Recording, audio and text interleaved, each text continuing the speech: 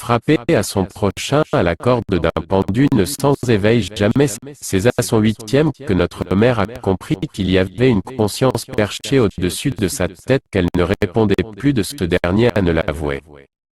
Véronique était loin de la réalité. Il y en allait de son état d'esprit. Priez mes enfants.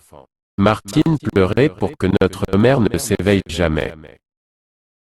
Frapper à son prochain à la corde d'un pendu ne s'en éveille jamais. C'est à son huitième que notre mère a compris qu'il y avait une conscience perchée au-dessus de sa tête qu'elle ne répondait plus de ce dernier. À ne l'avouer, Véronique était loin de la réalité.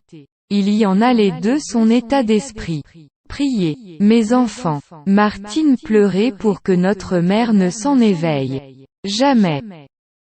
Frapper à son prochain à la corde d'un pendu ne s'en éveille jamais. C'est à son huitième que notre mère a compris qu'il y avait une conscience perchée au-dessus de sa tête qu'elle ne répondait plus de ce dernier. À ne l'avouer, Véronique était loin de la réalité. Il y en allait de son état d'esprit. Priez, mes enfants. Martine pleurait pour que notre mère ne s'en éveille jamais.